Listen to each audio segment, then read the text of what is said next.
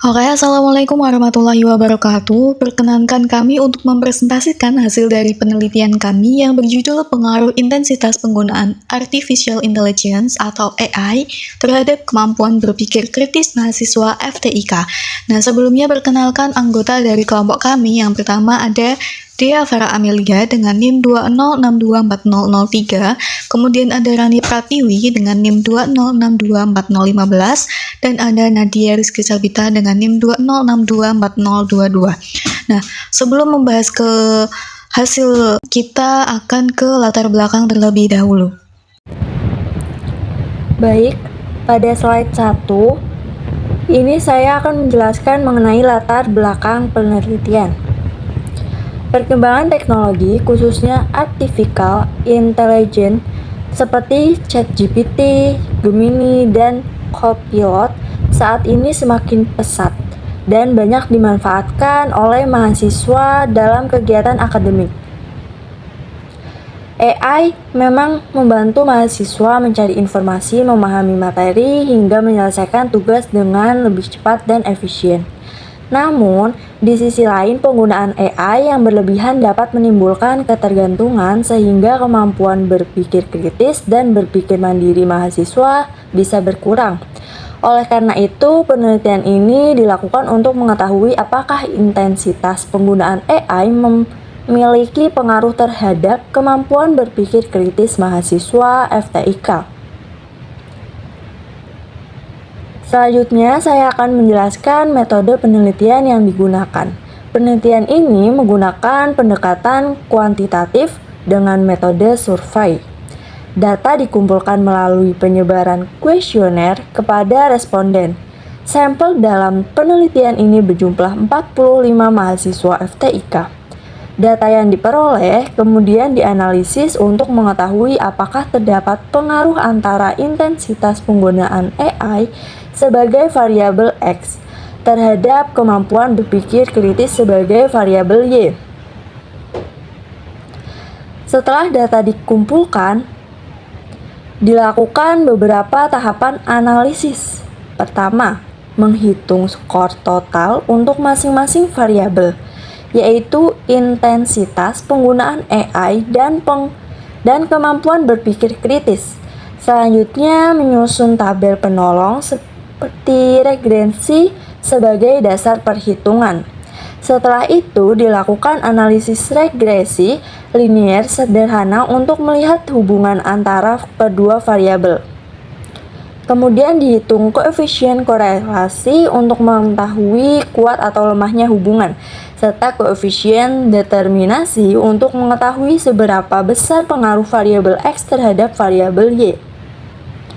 Nah, terakhir dilakukan uji signifikansi menggunakan SPSS untuk mengetahui apakah pengaruh tersebut signifikan secara statistik.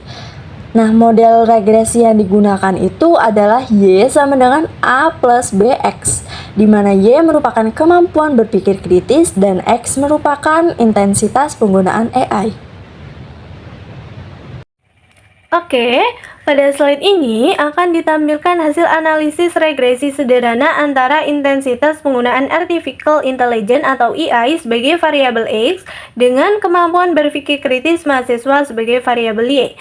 Berdasarkan hasil perhitungan, diperoleh nilai konstanta atau A sebesar 26,263 dan koefisien regresi atau B sebesar 0,317. Sehingga diperoleh persamaan regresi yaitu Y sama dengan 26,263 ditambah 0,317X. Persamaan ini menunjukkan bahwa hubungan antara penggunaan AI dan kemampuan berpikir kritis bersifat positif. Artinya, setiap peningkatan penggunaan AI sebesar 1 satuan akan diikuti oleh peningkatan kemampuan berpikir kritis sebesar 0,317 satuan. Dengan demikian, dapat dikatakan bahwa semakin tinggi intensitas penggunaan AI, maka kemampuan berpikir kritis mahasiswa juga cenderung meningkat. Selanjutnya, pada slide ini akan dijelaskan mengenai koefisien korelasi dan koefisien determinasi. Pertama, nilai koefisien korelasi atau R yang diperoleh adalah sebesar 0,349. Nilai ini menunjukkan bahwa terdapat hubungan positif antara penggunaan AI dan kemampuan berpikir kritis mahasiswa. Namun, berdasarkan kategori interpretasi korelasi, nilai tersebut termasuk dalam kategori hubungan rendah. Artinya, meskipun terdapat hubungan yang searah, tingkat hubungan antara kedua variabel masih relatif lemah. Kemudian, berdasarkan hasil koefisien determinasi atau KD, diperoleh nilai sebesar 12,21%. Hal ini berarti bahwa penggunaan AI memberikan kontribusi sebesar 12,21% terhadap kemampuan berpikir kritis mahasiswa. Sedangkan sisanya yaitu sebesar 87,79% dipengaruhi oleh faktor-faktor lain di luar penelitian ini, seperti motivasi belajar, metode pembelajaran, lingkungan akademik, maupun faktor individu mahasiswa. Selanjutnya, berdasarkan hasil uji signifikansi menggunakan SPSS diperoleh nilai signifikansi sebesar 0,019.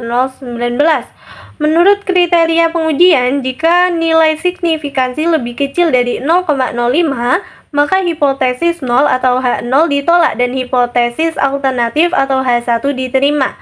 Karena nilai signifikansi yang diperoleh yaitu 0,019 lebih kecil dari 0,05, maka dapat disimpulkan bahwa H0 ditolak dan H1 diterima.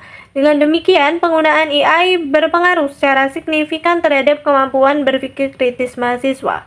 Berdasarkan hasil pembahasan, AI membantu mahasiswa memperoleh informasi dengan lebih cepat serta mendukung proses analisis dan pemecahan masalah. Akan tetapi, informasi yang diperoleh dari AI tetap perlu dievaluasi dan diverifikasi kebenarannya. Selain itu, penggunaan AI yang kurang bijak juga dapat mengurangi kemampuan berpikir mandiri mahasiswa. Oleh karena itu, AI sebaiknya dimanfaatkan sebagai alat bantu pembelajaran yang mendukung proses berpikir, bukan menggantikan proses berpikir itu sendiri. Oke, sekarang kita akan menganalisis data yang sudah kita dapatkan sebelumnya menggunakan aplikasi SPSS.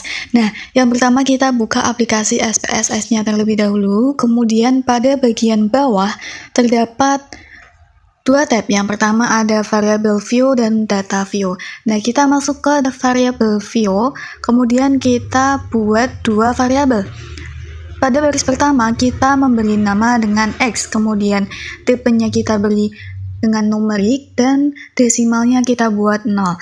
Dan labelnya kita masukkan intensitas penggunaan AI. Dan kemudian di baris kedua kita masukkan yaitu namanya Y, kemudian tipenya itu numerik, desimalnya kita buat 0, dan labelnya kita masukkan kemampuan berpikir kritis. Nah, untuk bagian yang lain tidak perlu diisi. Kemudian kita klik data view yang ada di bawah, kemudian kita masukkan data penelitian yang sudah kita dapatkan sebelumnya. Nah, isi sampai seluruh 45 responden itu dimasukkan. Nah, kemudian tampilannya akan seperti ini, yaitu dua kolom, ada kolom X dan kolom Y.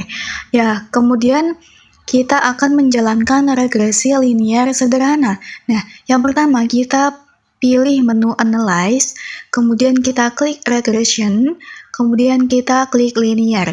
Nah, setelah itu akan muncul jendela Linear Regression. Nah, kemudian kita akan mengisi variabelnya.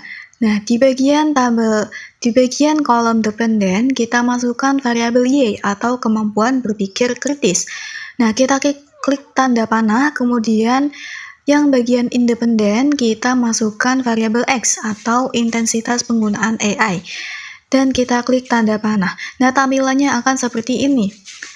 Nah, kemudian kita akan mengatur output. Nah, yang pertama kita klik tombol statistik, kemudian kita centang kolom yang berisi tulisan estimates, model fit, dan confidence intervals. Nah, kemudian setelah itu klik continue. Setelah klik continue, kemudian klik OK. Nah, di sini akan muncul output dari SPSS-nya. Nah, bagaimana cara membacanya? Nah, di sini dari output SPSS akan menghasilkan beberapa tabel. Yang pertama ada tabel model summary. Nah, contohnya seperti ini. Nah, cara membacanya bagaimana? Di sini ada nilai R, di mana nilai R-nya itu adalah sama dengan 0,349. Ya, artinya apa? Artinya adalah hubungan antara intensitas penggunaan AI dan kemampuan berpikir kritis itu termasuk kategori yang rendah. Nah, kemudian di sampingnya ada nilai R square atau R kuadrat. Di sini bernilai 0,122, yang artinya intensitas penggunaan AI itu mampu menjelaskan 12,2% variasi kemampuan berpikir kritis mahasiswa. Nah, sisanya bagaimana? Sisanya yaitu 100% dikurangi 12,2% itu sama dengan 87,8%. Itu dipengaruhi oleh faktor lain. Nah, kemudian ada tabel ANOVA. Nah, ini adalah tabel yang paling penting untuk uji signifikansi. Nah, bisa dilihat untuk tabelnya. Dari hipotesis, kita sudah merumuskan H0 itu adalah tidak terdapat pengaruh intensitas penggunaan AI terhadap kemampuan berpikir kritis mahasiswa FTIK. Kemudian untuk H1 itu terdapat pengaruh intensitas penggunaan AI terhadap kemampuan berpikir kritis mahasiswa FTIK. Nah, kemudian kriterianya jika signifikansi itu kurang dari 0,05, maka H0 ditolak. Nah, akan tetapi jika signifikansinya itu lebih dari 0,05, maka H0 diterima. Nah, karena 0,019 itu kurang dari 0,05, maka H0 ditolak dan H1 diterima.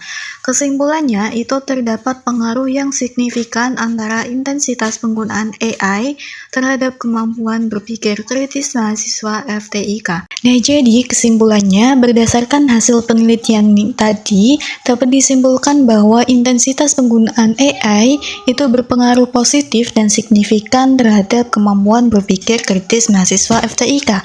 Nah, AI juga dapat membantu mahasiswa memperoleh informasi, memahami materi, dan menyelesaikan tugas dengan lebih efektif. Namun, kontribusi AI terhadap kemampuan berpikir kritis itu masih tergolong rendah, sehingga diperlukan penggunaan yang bijak, kritis, dan tidak berlebihan, agar AI dapat menjadi alat bantu pembelajaran yang mendukung, bukan menggantikan proses berpikir mahasiswa itu sendiri.